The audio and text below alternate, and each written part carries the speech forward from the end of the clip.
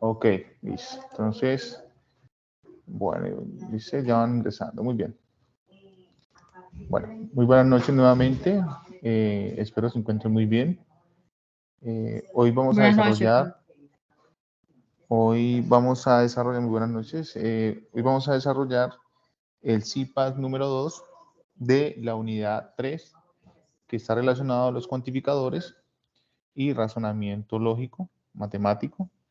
Entonces, en ese orden es importante, mis estimados estudiantes, que así como inicialmente, cuando hicimos el CIPAS anterior, que fue el 1 de noviembre, yo les dije a ustedes que tuviesen en cuenta estos elementos. En este caso, pues es de vital importancia que ustedes pues hayan seleccionado la letra en el foro, ¿cierto? Luego entonces hacer lectura de los referentes. Posterior a ello, entonces participar en el foro. ¿Para qué? Para que luego el docente realice la revisión, ¿cierto? O sea, le haga la realimentación, revisión, y posteriormente la realimentación de sus aportes. Y finalmente, pues cuando ya el docente emita un concepto de favorable frente al trabajo o en su efecto, digamos, tienen correcciones, pues lo más lógico es que ustedes hagan las respectivas, digamos, correcciones y posterior a ello entonces suban el trabajo al entorno de evaluación. Recordemos entonces que con esta tarea número 3 estaríamos finalizando lo que es el 75%, ¿cierto? Y nos quedaría un 25%, que es lo que nosotros denominamos dentro del curso como la prueba POC, que es la prueba objetiva cerrada. En este caso no nos vamos a centrar en ella, porque no es objeto de estudio en ese momento. Sin embargo, es de vital importancia que ustedes, digamos, reconozcan que ese 75% pues se cierra con esa tarea número 3. Entonces, es importantísimo que ustedes tengan en cuenta eso, precisamente porque lo que se quiere es que ustedes puedan abordar de la mejor manera esta tarea y puedan cumplir con el objetivo que es aprobar el curso de pensamiento lógico matemático. Recordarles nuevamente, pues vamos hasta el 22 de noviembre con esta tarea. Entonces, pues es de resaltar que aún quedan 7 días prácticamente. Entonces es importante que ustedes se pongan al día con los aportes, pues de tal manera que eso le contribuya a una buena entrega y con eso entonces pueda obtener una buena nota. Vamos con el ejercicio número 3, ¿cierto? Vamos de una vez, de manera inmediata, al desarrollo del ejercicio número 3. Prácticamente, yo siempre les he dicho a ustedes, mis estimados estudiantes, y es que además de leer los ejercicios, tenemos que irnos a los ítems donde nos dicen qué es lo que nos están pidiendo, ¿cierto? Porque muchas veces hacemos menos o hacemos más, y esto es porque no leemos lo que nos están pidiendo de acuerdo a la guía. Entonces, en este caso, primero lo que nos están diciendo, identificar las premisas y conclusión del argumento que está allí expuesto. Mira que los argumentos están en un lenguaje natural. Posterior a ello, entonces nos dicen identificar el razonamiento. ¿Qué tipo de razonamiento? Entonces, si es deductivo e inductivo, ¿cierto? Y luego decir por qué, o sea, justificar, dar un argumento frente a el por qué decimos si es deductivo o inductivo. Para ello, entonces, digamos, vamos a dar una representación o vamos a definir de manera muy sucinta lo que representa en sí un tipo de razonamiento de este tipo. En este caso, deductivo o inductivo. Entonces, ¿pero qué es un razonamiento? A ver, ¿qué es un razonamiento? Se sobreentiende que un razonamiento es un proceso intelectual, ¿cierto? Y lógico del pensamiento humano. Es decir, nosotros por naturaleza tenemos raciocinio, ¿cierto? El razonamiento entrega argumentos sobre las conexiones mentales incurridas que justifican un determinado pensamiento. Entonces, en este caso, digamos, su desglose, ¿cierto? En este caso de la palabra razonamiento, pues ratio significa razón y ento significa resultado de algo. Entonces es la razón del resultado de algo, ¿cierto? Eso nos da en sí, digamos, de alguna manera, la etimología de esta palabra de razonamiento desde el punto de vista general, ¿no? Pero luego entonces cuando hablamos del razonamiento matemático, pues digamos se hace un poco más específico. En este caso existen dos tipos de razonamiento. Están el razonamiento deductivo y el razonamiento inductivo. Regularmente estos son los dos razonamientos que con mayor preponderancia se ven dentro de los procesos que hacemos nosotros normalmente, ya sea en las matemáticas o ya sea en otras ciencias. No quiere decir que simplemente el razonamiento deductivo e inductivo se hace en las matemáticas. En este caso, en otras ciencias también se puede hacer ese proceso de razonamiento. Y particularmente, pues tenemos el razonamiento deductivo e inductivo, pero también podemos tener la mezcla de las dos, deductivo e inductivo a la vez. Entonces, para objetos de esta actividad, solamente nos vamos a centrar en los dos tipos de razonamiento por separado y vamos a tratar de comprender lo que nos quiere decir cada uno de estos razonamientos. Entonces, cuando hablamos del razonamiento deductivo, dice así: el razonamiento deductivo es aquel que parte del todo. Mire que estamos hablando que parte de lo general, de una premisa general hacia lo particular. Es decir, en este caso, a partir de una generalidad va deduciendo conclusiones o particularidades. Entonces, ¿qué características importantes se debe tener en cuenta al momento de identificar un razonamiento deductivo? Primero, que establece conclusiones a partir de generalidades, ¿cierto? Segundo, en lógica, las conclusiones de un razonamiento está incluida las premisas, es decir, la conclusión sale de lo que inicialmente es el argumento en principio. Luego, tres, ¿cierto? Sus conclusiones son rigurosas y válidas. ¿Por qué? Porque, pues, digamos, parte de una generalidad y sus conclusiones básicamente son el producto de lo que ya ha sido demostrado previamente. Y no genera por sí mismo nuevo conocimiento. Eso es importantísimo, esta característica, porque aquí traigo a colación lo que hacíamos en la tarea número 1. ¿Recuerda cuando nosotros hacíamos demostraciones por leyes de inferencia? Cuando hacíamos demostraciones por leyes de inferencia, hacíamos uso de unas leyes a priori, es decir, unas leyes que estaban demostradas con anterioridad. Es decir, por ejemplo, el silogismo hipotético, el modus ponens, el modus tollendo-tollens. Esas leyes han sido demostradas rigurosamente desde un aspecto formal de las matemáticas. Esas leyes son generales. Y con esas leyes generales nos permitíamos hacer procesos lógicos que llegábamos a una conclusión, ¿cierto? A esos razonamientos se le denominan como razonamientos deductivos, porque partimos de unas generalidades que ya han sido demostradas y llegamos a una particularidad, ¿cierto? Entonces, ¿dónde se utiliza? Es decir, acá hay una representación analógica de lo que es un razonamiento deductivo, es decir, de lo general a lo particular, y dónde se puede utilizar en las matemáticas.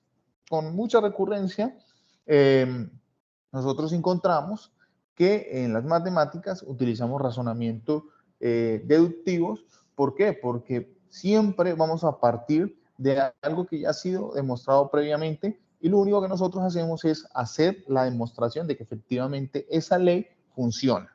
Entonces, allí es importante tener en cuenta ese tipo de razonamientos. Ahora, por ejemplo, se nos van a presentar este tipo de situaciones. Eso es un argumento que se trae a colación y dice lo siguiente: todos los sacerdotes de la religión católica deben cumplir con el celibato. Esa es la primera proposición, ¿cierto? Si no saben qué es el celibato, básicamente el celibato es, por ser sacerdotes, ellos no pueden tener, digamos, pareja ni relaciones sexuales precisamente porque, digamos, hacen parte de esa doctrina. Entonces, digamos, es verdadero ante una sociedad y por lo tanto, eso no les permite a ellos tener ese tipo de relaciones, ¿sí? Entonces, en este caso podríamos decir que esa proposición es totalmente verdadera. Luego decimos, Pedro es sacerdote de la iglesia del barrio El Jardín en Cali. Entonces, a ver, tenemos la primera, que es todos los sacerdotes de la religión católica deben cumplir con el celibato. Luego la proposición número 2, Pedro es sacerdote de la iglesia del barrio El Jardín en Cali. O sea, Pedro es sacerdote. Entonces, en conclusión, o por lo tanto, Pedro cumple con el celibato. Si ustedes se fijan, mire que traemos a colación aquí. Las dos premisas son totalmente verdaderas y la conclusión es producto de las dos premisas anteriores. Esto quiere decir que el razonamiento es deductivo. ¿Por qué? Porque ambas premisas que hacen parte del argumento me permiten llegar a una conclusión que es totalmente válida. Entonces, el argumento podría ser en un lenguaje coloquial o en un lenguaje técnico, como ustedes quieran hacerlo, pero de tal manera que ustedes den el argumento del por qué es un razonamiento deductivo, lo podrían decir de esta manera. El argumento es de tipo deductivo ya que cumple de que una premisa general o de una premisa general que es la religión católica y todos los sacerdotes deben cumplir con el celibato, se extrae una conclusión que Pedro cumple el celibato a partir de una premisa general que debe cumplir todos los sacerdotes de la religión católica. ¿Listo? Ahora, miremos este otro argumento. Todos los vertebrados tienen vértebras. Eso es una proposición que es totalmente verdadera, ¿cierto? Ahora, la otra proposición es todos los perros son vertebrados, ¿cierto? Todos los perros son vertebrados. Entonces, la conclusión es, por lo tanto, todos los perros tienen vértebras. Mire que aquí tenemos una proposición P1, ¿cierto? Y acá tenemos una proposición P2. Estas dos proposiciones son netamente verdaderas, ¿cierto? Netamente verdaderas. Entonces, mire que a partir del argumento inicial, yo puedo traer aquí y decir, en consecuencia, o por lo tanto, todos los perros tienen vértebras. Entonces, este también, obviamente, es un razonamiento deductivo, ¿cierto? ¿Y cuál sería su justificación? Entonces, podemos decir que todo ser vivo que tenga esqueleto óseo, huesos internos o cartilagosos, hacen parte de la familia de los vertebrados. Por lo tanto, el perro tiene vértebras, así que esto es digamos, un argumento que es deductivo ya que parte de una información que es conocida. ¿Listo? A ver, este es otro argumento interesante. Mire que de alguna manera hacer razonamiento implica tener un poco de cultura general, ¿no? Porque si no sabemos también, pues posiblemente algunas proposiciones van a ser, digamos, para nosotros falsas, aún siendo verdaderas. Por ejemplo, como en este caso, todo el metal conduce electricidad. Todo metal conduce electricidad. Por naturaleza, nosotros sabemos que los metales son conductores. Entonces, al ser conductores, pues pueden, digamos, por allí conducir electricidad. Ahora, la otra premisa es, el mercurio es un metal. Hasta ahí es claro, la premisa 1, ¿cierto? Es totalmente verdadera y la premisa número 2 también es verdadera. Luego nos dice la conclusión, por lo tanto, ¿cierto? El mercurio conduce electricidad. Entonces, mire que a partir de estas dos premisas iniciales que tenemos acá, pues extraemos la conclusión que es totalmente, ¿qué? Verdadera, ¿cierto? Entonces, también es un tipo de razonamiento deductivo, ¿cierto? Y con eso, entonces, la justificación que podríamos dar aquí es que, pues, decir que el mercurio es un metal y que por ende, considerando que dentro de las fuentes documentales y dentro de las experimentaciones, ¿cierto? En física, el conductor o el mercurio viene siendo un conductor de energía, por lo tanto, pues en este caso se parte de un argumento deductivo, ¿cierto? Ok. Bueno, ahora vamos a hablar un poco sobre el razonamiento inductivo. Mire que hablamos sobre el razonamiento deductivo de manera muy explícita con ejemplos. Definimos lo que es un razonamiento deductivo. Ahora vamos a, digamos, de alguna manera definir lo que es un razonamiento inductivo. Entonces, digamos que después de hablar de un razonamiento deductivo, nos encontramos con el razonamiento inductivo, que por el contrario del anterior parte de lo particular a lo general. Mire que este es totalmente diferente.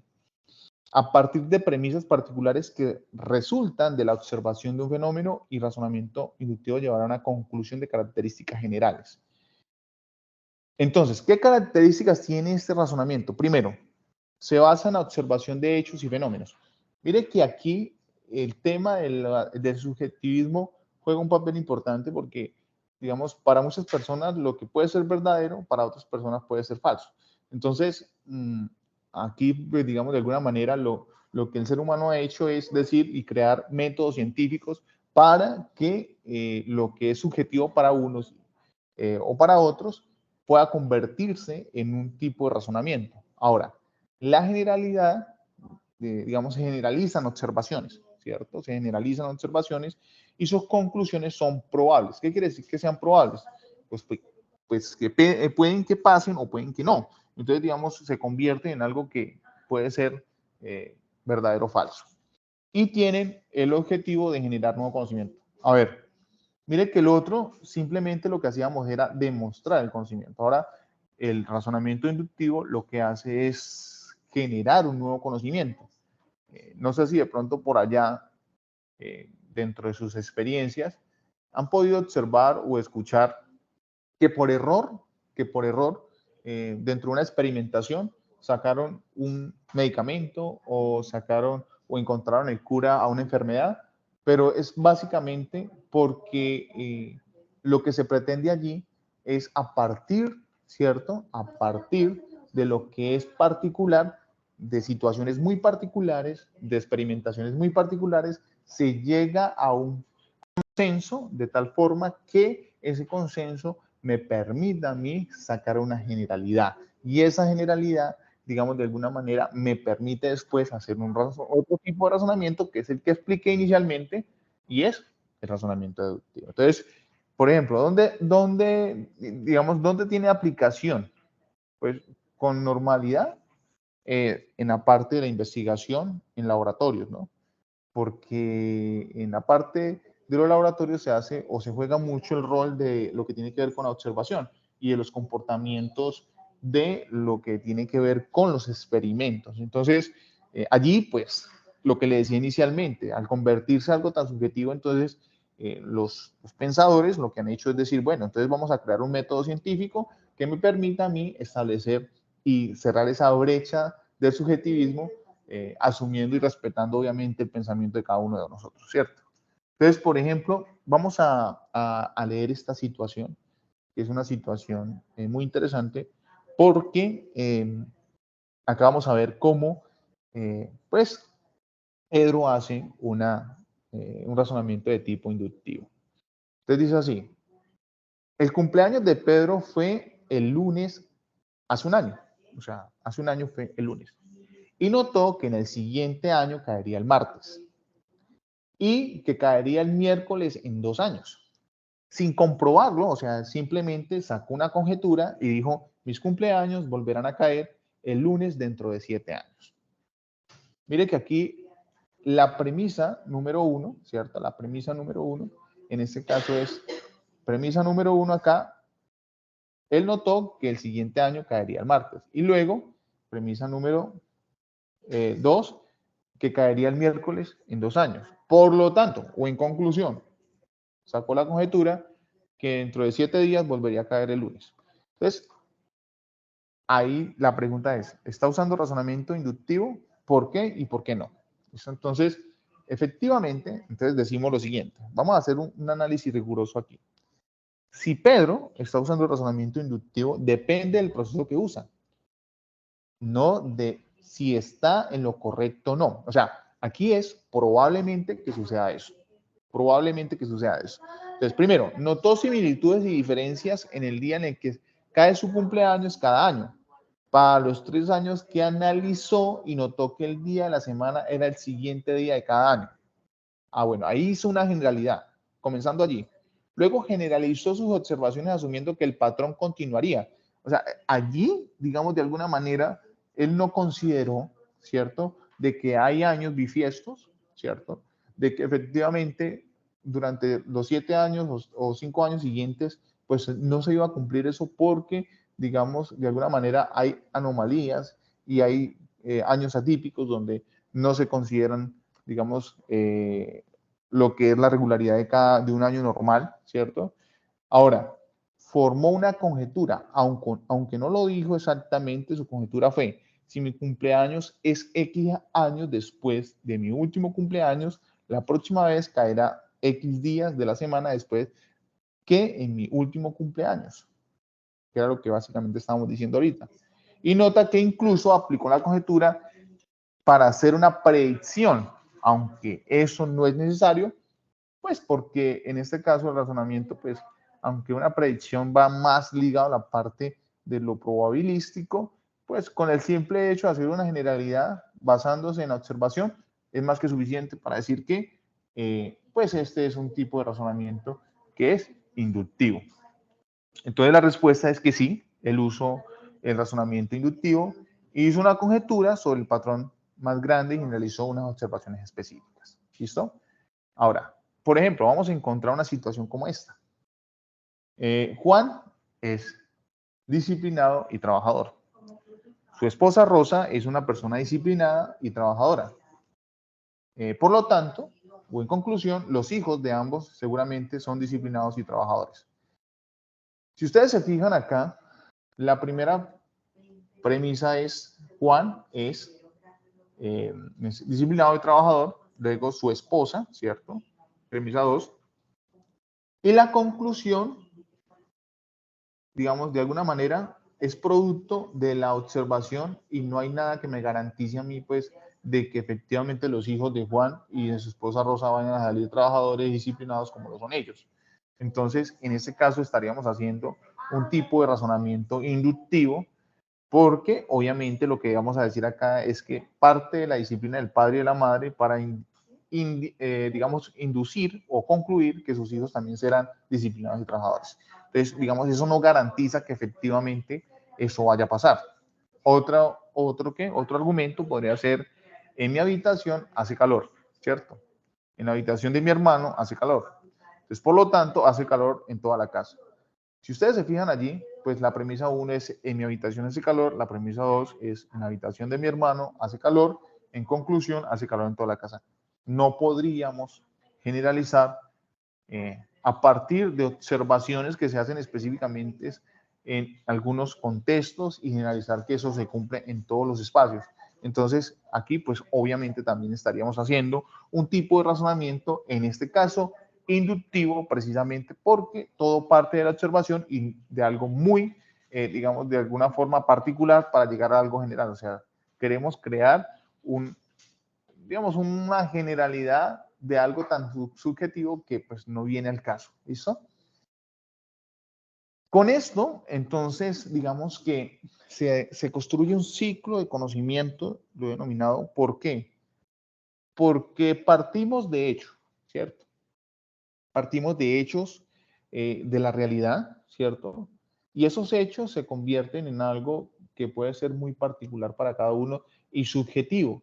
Eso nos permite de alguna manera generar una hipótesis de lo que es la realidad, ¿cierto?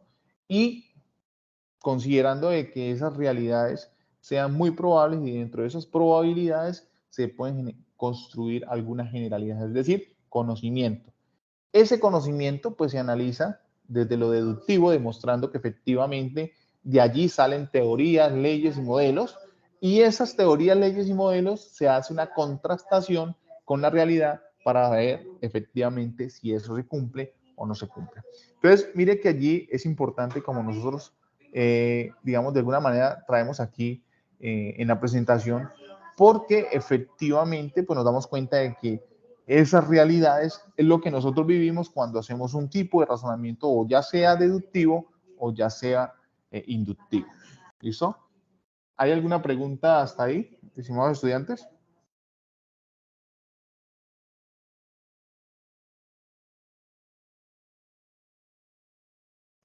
No, señor. Vale, muchas gracias por contestar, muy amable. Ahora nos vamos con el ejercicio número 4. ¿Listo? A ver, el ejercicio número 4 es digamos, de alguna manera muy interesante precisamente porque, digamos, aquí hacemos un tipo de razonamiento cuantitativo. Ese tipo de razonamiento cuantitativo, ese tipo de razonamiento cuantitativo, pues va más allá, digamos, de lo que nosotros con normalidad, pues conocemos, ¿no? Acá básicamente estamos haciendo un proceso donde vamos a tratar de entender situaciones atípicas en donde utilizamos las matemáticas, digamos, de manera muy recurrente. Por ejemplo, porcentajes, reglas de tres simples, a ver, interpretación algebraica, ¿cierto? Entonces, por ejemplo, traemos a colación este ejercicio que está aquí, ¿cierto? Por ejemplo, ¿cuánto mide un hilo si su segunda quinta parte es 250 metros? A ver, miremos aquí. ¿Cuánto mide un hilo si su segunda quinta parte es 250 metros? Entonces, sabemos de que X es la longitud del hilo, ¿cierto? Y en este caso, la segunda quinta parte es 250, entonces, pues sería 2 quintos de X es igual a 250, como lo traemos aquí, ¿cierto? Acá lo vamos a llamar paso 1. ¿No? Paso 1. Luego, con el paso 2, entonces lo que estamos haciendo es que este 5 que está acá, si está dividiendo, pasa a multiplicar, lo que en consecuencia esto nos traería que sería 2x y 250 por 5 me da 1250. Ese sería el paso número 2. ¿Listo? Paso número 2. Posterior a ello, entonces, este 2 que está multiplicando con x, lo dividimos, o sea, 1250 dividido 2 y, bueno, esto se llama transposición de términos, ¿no? Entonces, al hacer esa operación de 1250 dividido 2, esto me da 625. Entonces, en este caso, pilas porque acá más que hacer la operación es entender el por qué, ¿cierto? O qué es lo que me están preguntando. Mire, ¿cuánto mide el hilo? Pues obviamente si hemos hecho el proceso bien, nos vamos a dar cuenta de que la longitud del hilo van a ser 625 metros. ¿Listo? ¿Sí? Entonces, ya con eso podríamos nosotros sacar una respuesta de acuerdo a lo que nos están requiriendo en ese punto relacionado con el razonamiento, en este caso cuántico. ¿Listo? Cuantitativo, perdón. A ver, vamos con el segundo, la segunda situación. Aquí sí vamos a plantear bien la situación, ¿cierto? Vamos a construirla desde cero. La primera es ya hay un modelo, la segunda ya no, la segunda nos va a interpretarla. Y nos dice lo siguiente. El triple de un número menos 70 es igual a 10. El triple de un número menos 70 es igual a 10. ¿Cuál es la expresión que representa? Entonces, a ver, sabemos que X, vamos a denominarlo como el número, ¿cierto? Porque lo desconocemos. Número que no sabemos cuál es, pero me están diciendo que el triple de ese número, o sea, 3X, ¿cierto? El triple de ese número menos 70 es igual a 10. Ah, bueno, ese es el modelo matemático que hemos extraído de esa situación, ¿cierto? Es decir que, en consecuencia, lo que podemos hacer es que 3x, ¿cierto? Es igual a 10 más 70. ¿Por qué hicimos más 70? Porque resulta de que efectivamente acá este 70, al pasar al otro lado, pasa a sumar. Si está restando, pasa a sumar. Entonces, quedaría 3x, ¿cierto? Es igual a 70, ¿cierto? Más 10, esto me da 80, ¿cierto? 80. Y por lo tanto, si el 3 está multiplicando con x, o sea, x es igual a 80 sobre 3. Y podríamos dejarlo, en este caso, así, ¿cierto? Entonces, vamos a demostrar que efectivamente lo que tenemos acá es totalmente cierto. Si tenemos que la expresión 3x menos 70 es igual a 10, entonces lo que hacemos acá es reemplazar donde tenemos x por 80 tercios. Entonces, en este caso, 30, ¿cierto? Perdón, 3 por 80 tercios, en ese caso menos 70 es igual a 10, ¿listo? Entonces, en este caso, mire que tenemos esta situación. 80 por 3 sería 240, ¿cierto? Sobre 3 menos 70 es igual a 10. 240 sobre 3, esto me da 80. Menos 70, eso es igual a 10. 80 menos 70 me da 10 y 10 es igual a 10. Entonces, podríamos decir que efectivamente la solución es totalmente válida. ¿Listo? Ok, vamos con la siguiente situación. Las edades de Juan y su hijo suman hoy 90 años. ¿Listo? Si la edad de Juan es el doble de la de su hijo, ¿cuántos años tiene Juan cuántos años tenía Juan cuando nació su hijo? ¿Listo? Entonces, a ver, en este caso, Juan, dice las edades de Juan y su hijo suman 90 años. Entonces, ahí sabemos que la sumatoria de la edad, ¿cierto? De la edad de Juan y su hijo es de 90 años, ¿cierto? Listo. Si la edad de Juan es el doble de la edad de su hijo, entonces Juan, X, ¿cierto? Juan. Entonces, acá su hijo, vamos a poner que este es su hijo, ¿cierto? Pero Juan es el doble de la edad de su hijo, es decir, Juan. Entonces, en este caso, X más 2X me da 90, ¿cierto? Porque me están diciendo que la edad de Juan más el doble de la edad de Juan, bueno, la edad de Juan es el doble de la edad de su hijo y la edad de su hijo es X. O sea que la edad de Juan es 2X porque es el doble. Esto me implicaría decir que eso es igual a 3X y eso es igual a 3X más, perdón, igual a 90. Luego X, 90 sobre, en este caso, 3.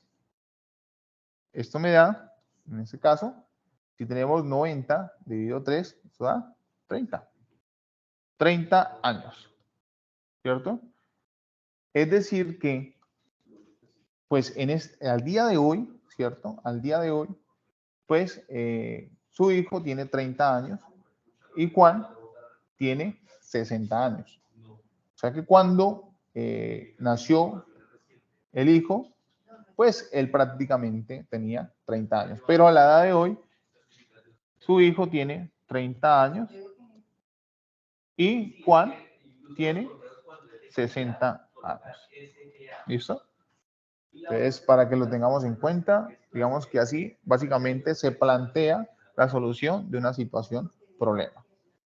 Y nos vamos con la última situación. Aquí es muy interesante plantear lo siguiente. Resulta de que nos están diciendo o nos plantean una situación como esta. En el curso del pensamiento lógico matemático se realizaron 2 exámenes, ¿cierto? El primer examen vale el 25%, o sea, primer examen, el 25%, ¿cierto? Mientras que el segundo, ¿cierto? Examen equivale el 75%. Si decimos que el 25 más el 75 me da el 100%. Muy bien, hasta ahí estamos claros, ¿cierto? Luego me dice lo siguiente. Si un estudiante obtuvo 85, digamos, en una calificación 85 en el primer examen, o sea, el primer examen tuvo 85 ¿qué? Puntos, ¿cierto? ¿Qué calificación mínima necesita obtener en el segundo examen para alcanzar una calificación de 90? Entonces, mire lo interesante de esto. ¿Por qué? Porque, digamos, de alguna manera, esto me va a permitir a mí traer la siguiente información. Entonces, resulta de que lo único que sé es que el estudiante tiene que alcanzar 90 puntos. ¿Sí? 90 puntos. Entonces, si en la primera, ¿cierto? Si en la primera, los 85 puntos, en este caso, equivalen al 25%, ¿cierto? El 25%, todo esto está dividido sobre el 100, ¿cierto? Sobre el 100. Más X, que no sabemos cuántos puntos es, pero ese X está multiplicado por el 75%, que es lo que hace falta, ¿cierto? Sobre el 100%. Todo esto me debe dar mínimo 90 puntos, ¿cierto? 90 puntos. Entonces, en este caso, ¿cierto? En este caso, si hacemos la operación, ¿cierto? De el 25 dividido 100, esto me da que el 85, los 85 puntos por 25 sobre 100 me da 0.25 más 75, ¿cierto? 75 dividido 100, ¿cierto? Esto me da 0.75, o sea, X por 0.75 y esto debe ser igual a 90. Entonces, lo que me están preguntando y hay que tener mucha claridad frente a ello es ¿qué tantos puntos necesita para poder alcanzar los 90 puntos? O sea, este valor de X que encontramos acá, ¿cierto? Este valor de X que encontramos acá, ¿cuál sería ese valor? Entonces, mire que vamos a hacer lo siguiente. Multiplicamos, ¿cierto? Multiplicamos 85 por 0.25, ¿cierto? Esto me da 21,25, ¿cierto? Más X por 0.75, ¿cierto? Igual a 90.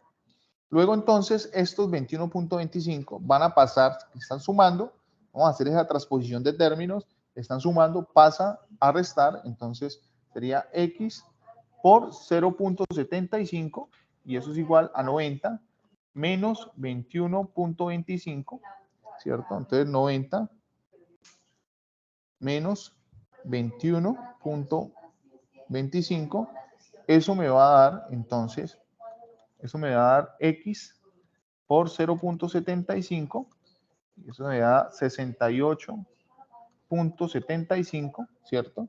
Y ese 68.75 lo divido, 68.75 está dividido por este 0.75 que está multiplicando, pasa a dividir 0.75, o sea que si yo hago la división de 68.75 dividido 0.75,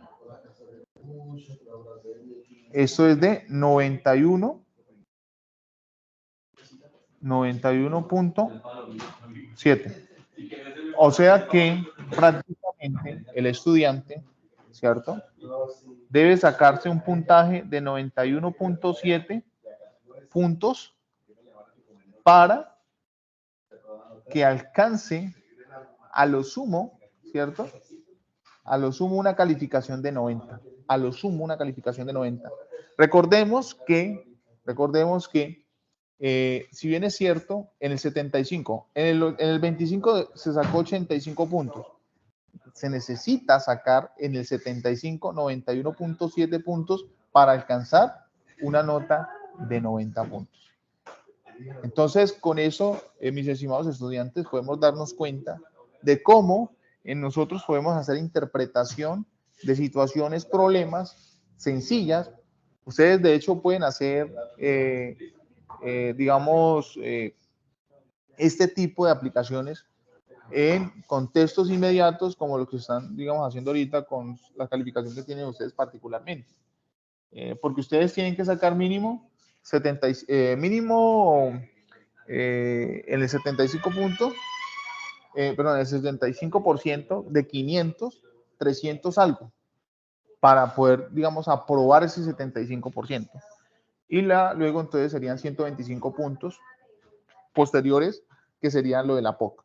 Entonces, esta es una aplicación básica de lo que representa en sí ese tipo de situaciones que ustedes van a tener que resolver en su cotidianidad. ¿Listo?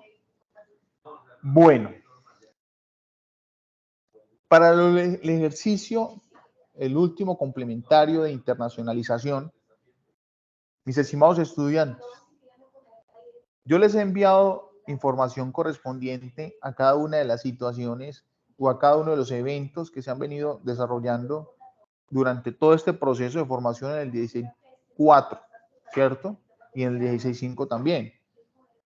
Es decir que, por ejemplo, como charlas, como conferencias, talleres, congresos, workshops, y en este caso, mire que, ¿qué preguntas ustedes tienen que resolver de acuerdo a ese evento que ustedes van a ver?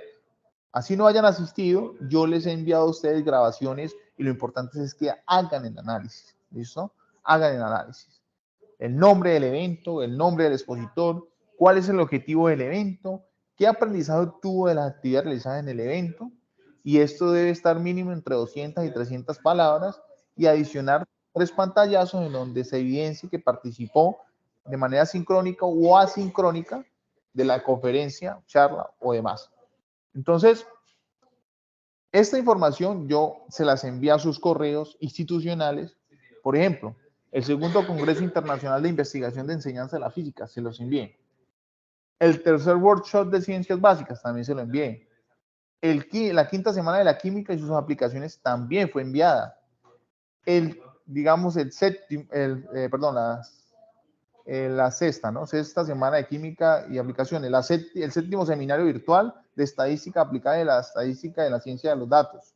La sexta jornada internacional de innovación e investigación en ingeniería de la UNAT. Y la 13ª semana internacional de e-learning 2023. Entonces, miren que allí ustedes de alguna manera se han podido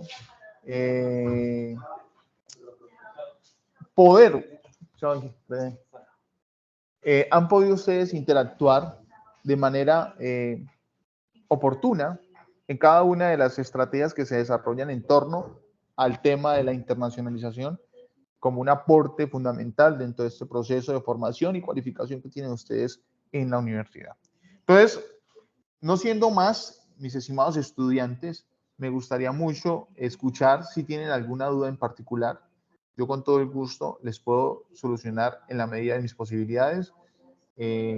Dauri, bueno, los que están conectados, David, Cristian, Edith, Adriana, Ketty, Karen, bueno, hay varios de los cuales yo ya les he hecho realimentación, ¿cierto? En el foro, que han sido muy juiciosos, ¿cierto? Han sido muy juiciosos, han hecho sus aportes. Yo he tratado en lo posible de tratar de, digamos, de ser o estar al día con todos sus aportes, precisamente porque a mí lo que me interesa es que ustedes pues puedan de alguna forma cumplir con las obligaciones en cuanto a este curso. Entonces, los dejo abierto ahí como para que ustedes, si tienen alguna duda en particular, con mucho gusto yo les puedo solucionar.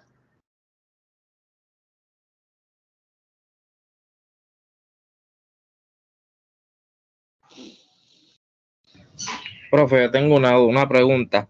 Es que yo Sí, señor. entré casi terminando la reunión porque no me había dado cuenta que teníamos reunión para el Sí, día de señor. hoy a tal hora.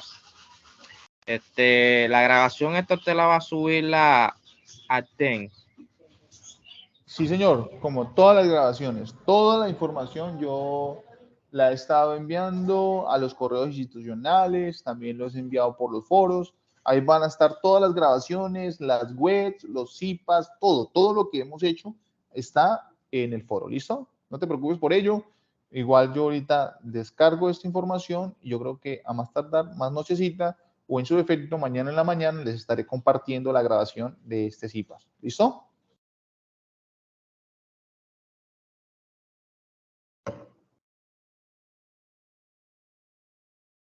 ¿Alguna otra pregunta?